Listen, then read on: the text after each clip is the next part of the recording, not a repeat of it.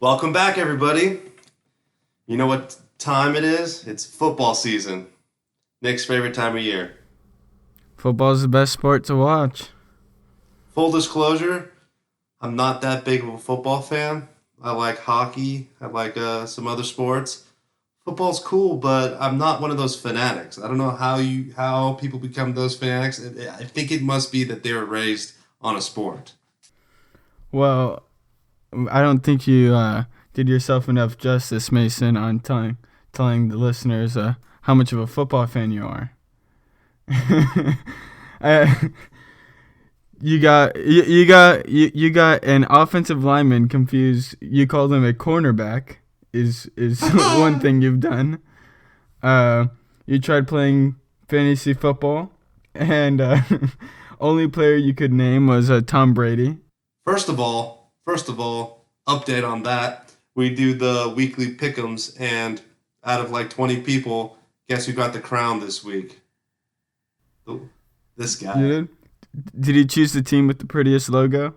That's what they said too. Possibly. But if the prettiest logos win me the crown, then who's complaining? I'm still the winner. Am I not? No, you're right. You're right. But maybe it's just that I think that I'm not such a big sports fan because I maybe it's because I played sports growing up. I don't know what it is, but it just to me it seems like if you spent the same amount of time that you put into learning about every sport, every player, who's injured, who scored 5 points 10 years ago, then you could probably have a degree in some sort of educational study. But that's also, I don't know. Well, I don't know. I feel like if you get a degree, I don't know. I know someone who's going to college, but like their goal is to be a sports announcer. You know what I mean? Like sports Right. broadcaster. Do you And think like you I just even like what is degree? What is that degree called? right? Do you think you even need to go to college for that? I feel like there's a lot of people out there. We've probably mentioned this before, but I feel like there's a lot of people out there who already know what they want to do, and it has nothing to do with any degree you can get in college, and they still choose to go to college. Well, I feel like another thing it could be is just like they're going just for the connections, maybe. Maybe so. You I could think start by that broadcasting at college games. that's true. There are connections, but so that's a valuable argument. But what do we say? We say that social connections or social skills and connections are one of the keys to being successful. So that's a very valid point. You know what I mean? It definitely is. But I think a lot of people don't think of it that way. They simply don't. They just go to college because it's college, not to learn. And I know. And also, there's a go for it. Well, just before I lose this, I remember saying, you've heard of Barstool Sports, right? Right. So I was watching one of their like stories, I guess, and they were talking about I forget the kid's name, but he was doing like a college news show, right?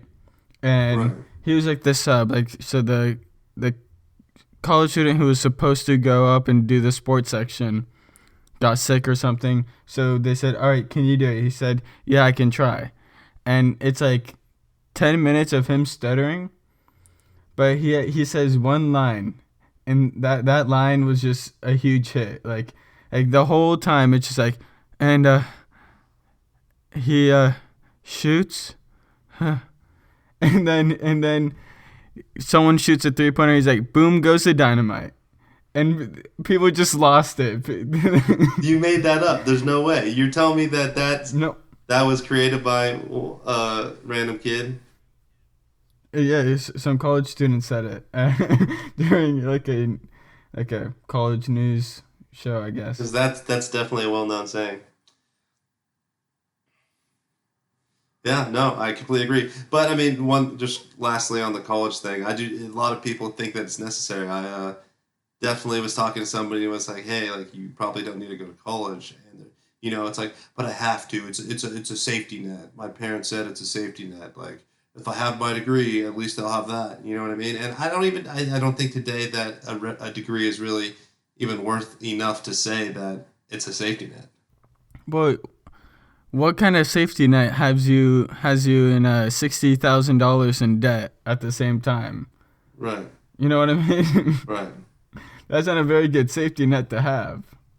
I completely agree. I think, hey, we talked about it again.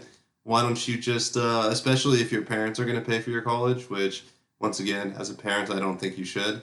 But if they are, then say, hey, mom, can you just instead of paying 100 grand for my college, can you give me 15 grand to start a business and see what I can do? I mean, we talked about it. The have you talked about it on the show? The guy who has the Starbucks. Oh no, we haven't talked about that yet. But it's actually some guy.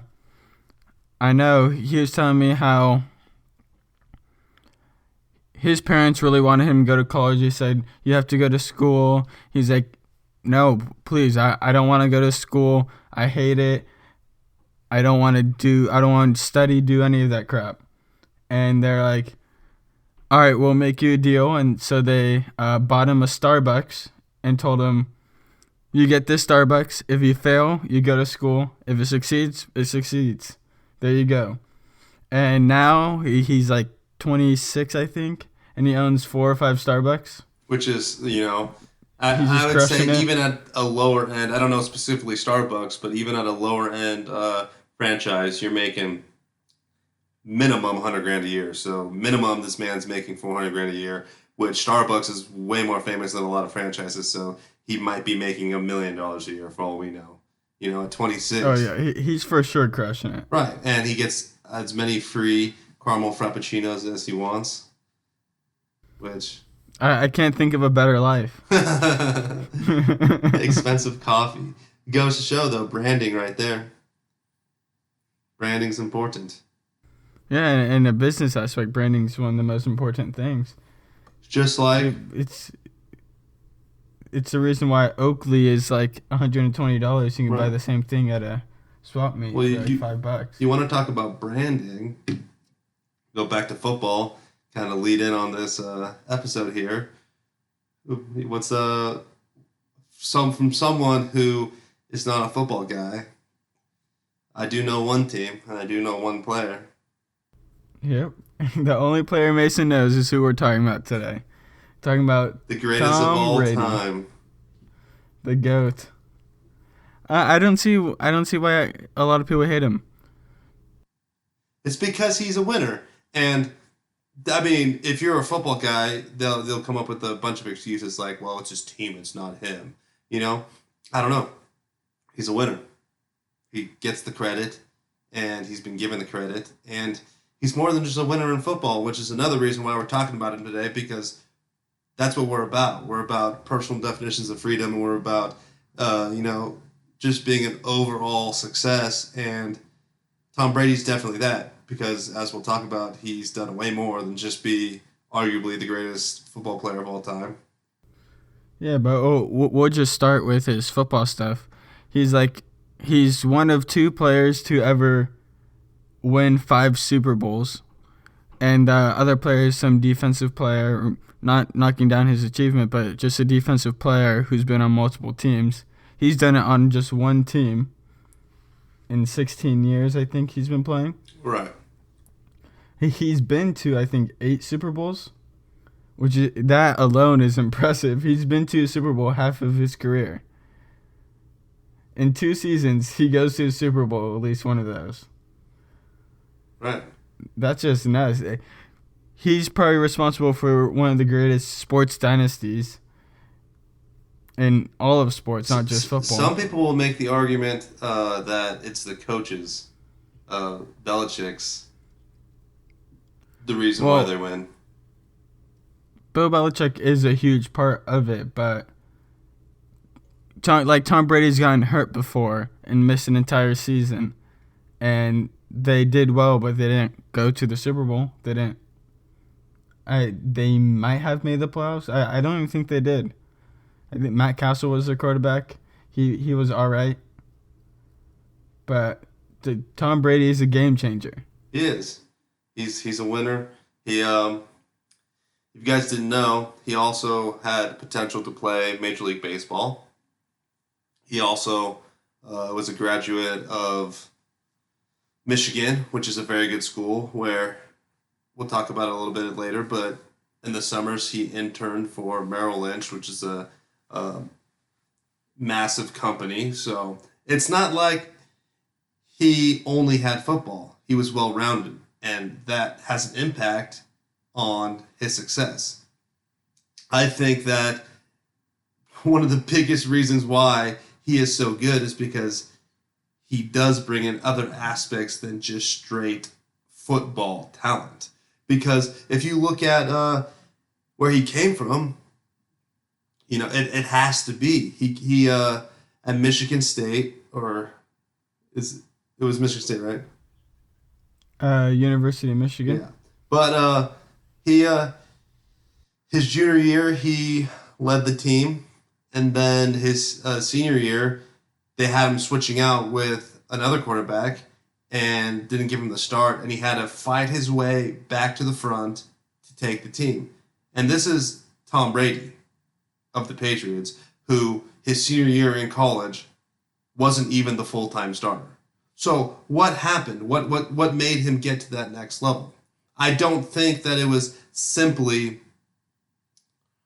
football talent, because you see talent like that usually progresses, but what made him flip the switch? What got him to that next level?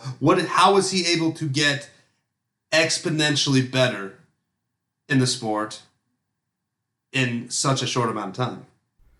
Well, I feel like a crazy thing about that is also like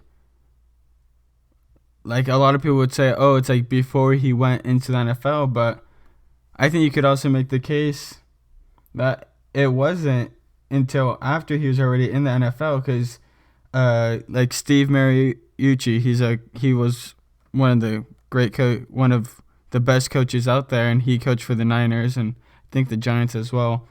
But he saw Tom Brady do his combine for the NFL draft and said that just looks like a slow, mediocre quarterback. Like, he didn't think anything of him. And so even then, Tom Brady wasn't even looking like one of the greatest players of all times, and that's why he was drafted 6th round in the NFL draft to the Patriots. He was going to be backup to Drew Bledsoe. So, like, I just want to know, like, when did that switch go off? Like, did it go off once Drew Bledsoe got hurt and he's like, all right, I'm going on the field, switch turned on? I don't know if You know it what I was. mean? I don't know if it was. I think that a lot of it was mental. I think a lot of it was mental, because there was a time when he had to hire almost a therapist, but for professional athletes, it's not just a straight up therapist. It's like a athletic therapist, but to help him control his anger or his frustration and anxiety.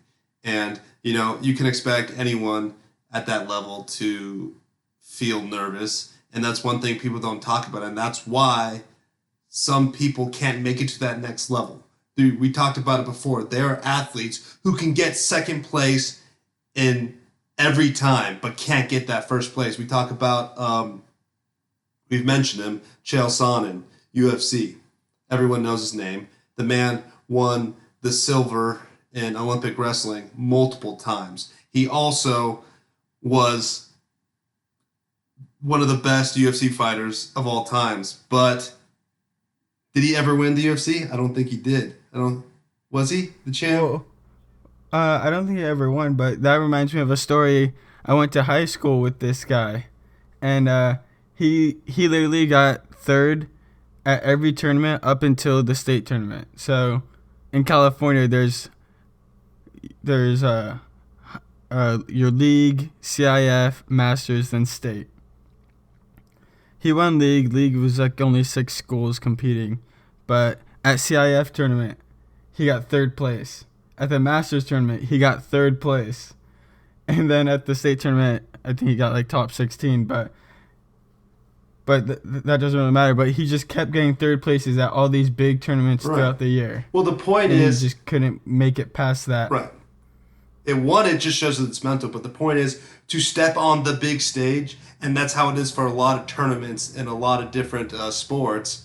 You know, there's not a lot of pressure, not a lot of exposure for the other rounds as you build up, but then for that final round, at least in fighting sports like wrestling or UFC, the final round, you're in like a ring with a spotlight on you, everyone's watching. The pressure is exponentially higher, and when you're in that kind of environment, the first couple seconds while you're competing, you feel like you're almost out of your body and just like watching yourself play the sport because of the nerves and because of just, I don't know, everything that's going on. It's a huge thing to deal with, and a lot of people can't make it. We talked about this as well. There's people, it's not just the not being able to make the nerves work, but there's a lot of people who are the best of the best and are number one. But as soon as they go to college or as soon as they go pros, they were so used to being the best that they almost became complacent. So when they actually were faced with an insane challenge where they're no longer the best, they couldn't push themselves to be the winner anymore. They were so comfortable with winning that they weren't willing to become not the best anymore and then have to fight their way back up and continue to learn to be the best. Well, yeah, and I feel like Tom Brady is someone who he wasn't the best in college, but he was able to make that mental push in the pros where he became the best in the pros, where there was 6 or 7 quarterbacks drafted before him. They all don't play in the NFL. They were all out of the NFL, I think, within 7 years. Right. How many people, think about this, how many people, their goal is to play in the NFL. That's their goal, their life's goal. So they finally make it there, and then they go, woo, I made it. That's it. I'm relaxing. You know what I mean? And then they just coast their way through a job, basically. But he was fighting every step of the way. From the day he started, he was fighting. And even his senior year of college, he was still fighting. And then he got drafted in the 6th round and said, I still have to prove myself even further.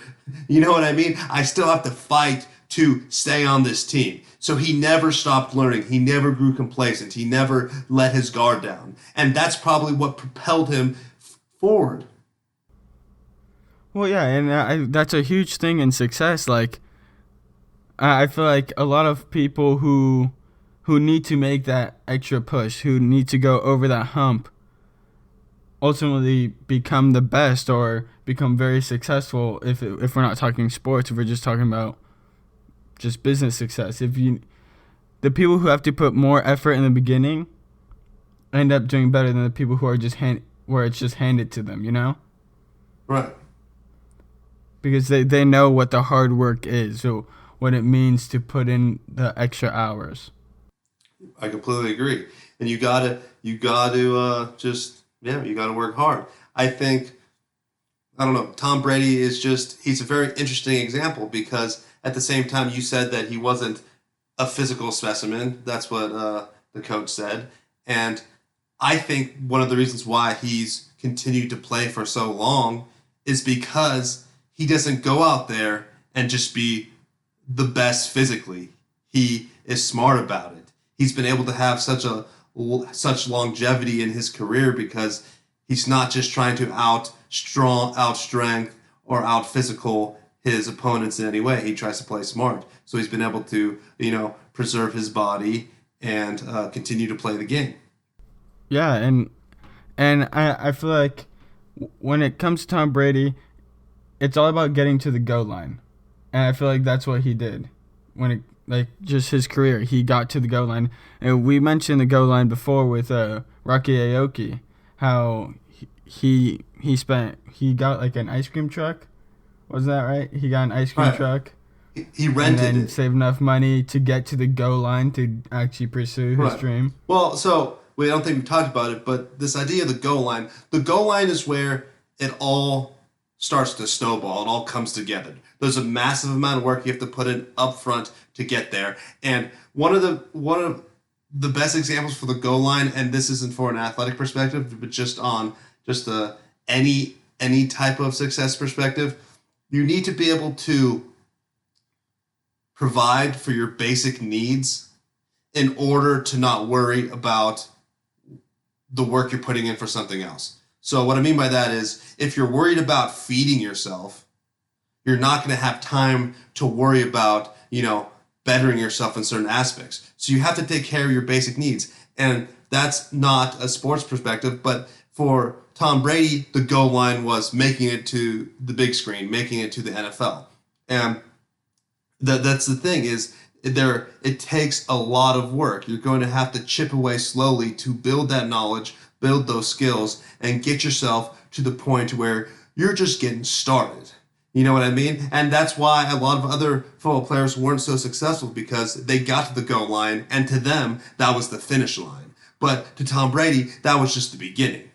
And that's why he's had such an amazing career. When you look at, just on a personal note, for me and Nick, at least for this podcast, we've made it to the goal line. By far. I would totally say that we've far surpassed the goal line. You know what I mean? Am I right, Nick? We started out. What was our listeners the first? Well,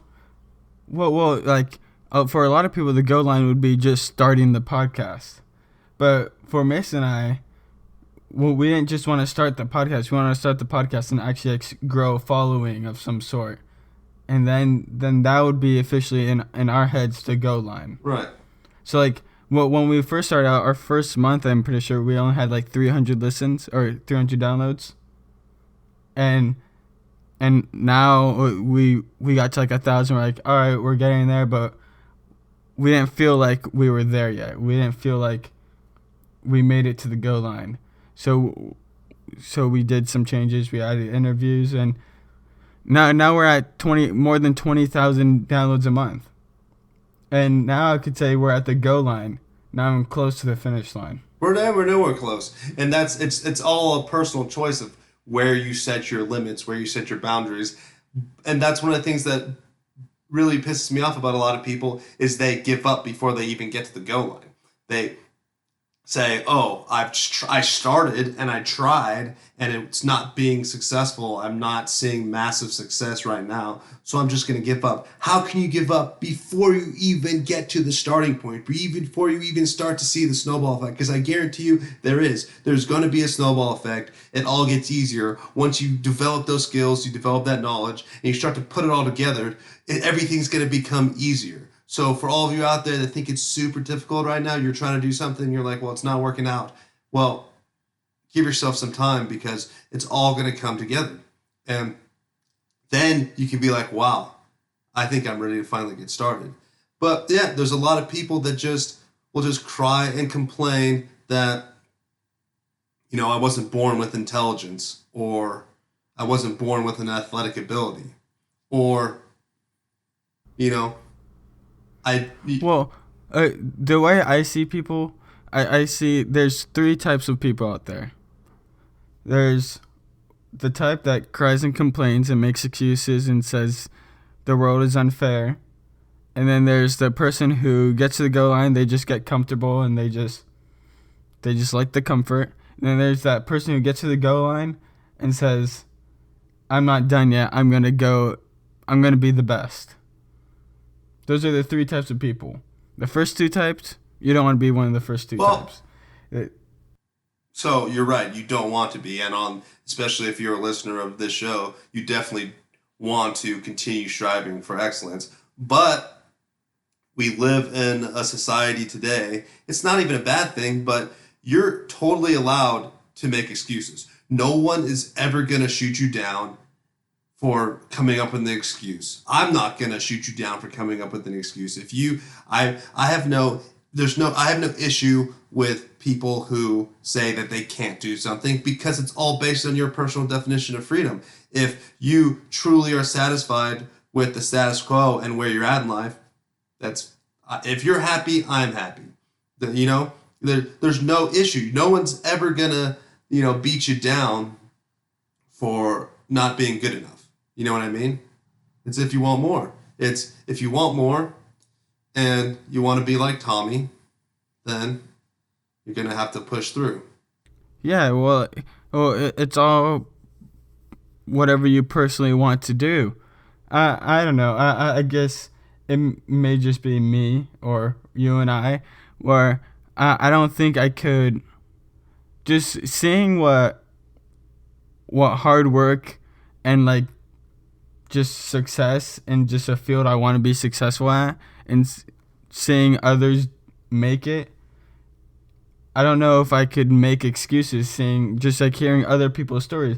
There's people who start off 1,000 times worse than you, and they push on and they make it big. They reach their personal definition of freedom, and with no excuses. They just push in hard work. And I don't know, like, you can make excuses. I'm not gonna knock you down, but you also gotta look at it the other way.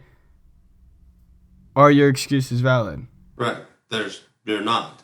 And that's another thing. If you're listening to this show, you can't even make the excuse that you don't know what you want or you don't know how to get there, because that's what we talk about every day. Is me and Nick have really recognized what it takes to be successful. And there's a bunch of different formulas out there, but for us, this worked for us. And I know that it could work for any of you out there. It's a very adaptable system.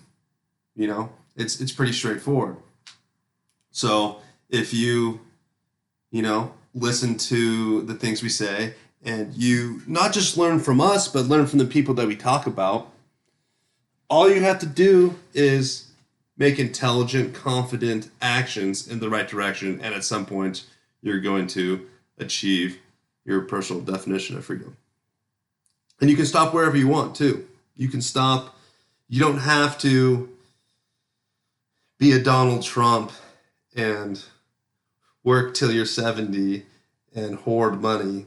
Not that there's anything wrong with that, but you don't have to do that. You can stop wherever you want. You can stop when you have a successful small business. You can stop when you've made enough money to send your kids to college. You can stop when you have enough money to eat delicious foods. Whatever it is that you want, you can draw that finish line wherever you want.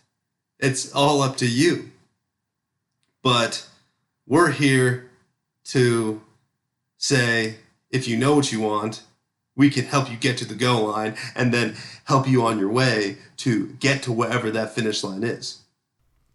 Yeah, and going back to Tom Brady, he said he doesn't plan on stopping his adventure of success until he's 50. I don't know if he can pull it off, but 50 years old is pretty old in the NFL to do.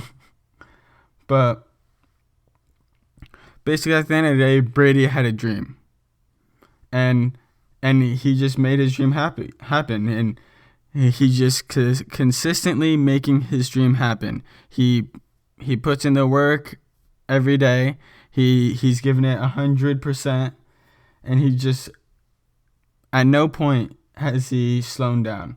I think he tore his ACL, was out of football for a year, and that didn't slow him down.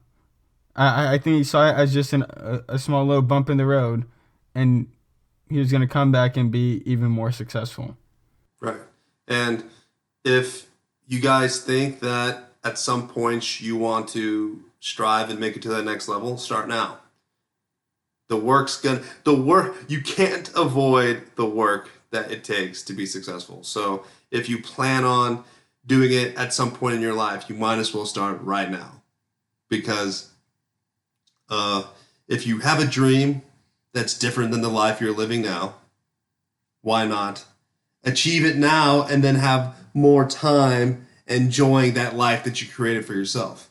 There's no reason to put it off, because then you're just going to have less years on this planet living that perfect life that you always dreamed of living. It's never too early, and it's also never too late to start. It doesn't matter how old you are or what situation you're in. Start now. Now's the time. You can be 18 years old and have a dream, and you can do whatever you're able and capable of doing at that age. And if you're 60 and you have a dream, it's not too late, because let's say you achieve your dream and you have 5 years of life living your dream. Well, that's 5 more years than you would have had if you never tried in the first place. It's never too late. Yeah, well, I bet 5 years of living your dream is a hell of a lot better than 15 years of not living your dream. Just doing something you love to do every day and just having that be your life. Right. And got to plan ahead. I mean, that's a big part of it. When you guys listened to our episode with Jervon Simon, and he talked a lot about real estate. Me and Nick have been interested in real estate for a while. We looked into it. You have to take a 90-hour course, and you can get your PSA. But one of the things is you have to be a PSA for 2 years before you can become a broker. So some things takes time, and you should identify what part of your dream is going to take time and get started on that now. The worst thing you can ever do is put it off and then realize that, I should have started 2 years ago or 5 years ago. Figure it out now. Write yourself a plan, pull out a pen, put your dream at the top, and steps to get there. I'm not saying that you have to make a massive life change today, but it's never too, you got to just start taking steps in the right direction. Yeah, you just got to go for it. You just got to go for you just got to take the chance is what I'm trying to say. Just take the chance, take the risks, especially if you're young, if you're 18. If you're 18 or like early 20s, now's the time to take your chances. It's gonna be harder when you're older. And who knows, maybe one day you too can be the greatest of all time and married to a supermodel. Just gotta throw that in there. Tom Brady. Anyways, may your team win, and may you all live free. Yeah. But yeah, that's all we got on Tom Brady for you guys today. I'm sure we missed something, and we'll probably get a message about, oh, well, what about this about Tom Brady's career? I don't care. Tom Brady was the greatest of all time. You guys got the message. You guys heard some about his life. That's all we got for you guys on this episode. Remember, go out there, take your chances. Also, go like our Facebook page and check out our social media accounts. They're pretty cool. And we'll talk to you guys next time.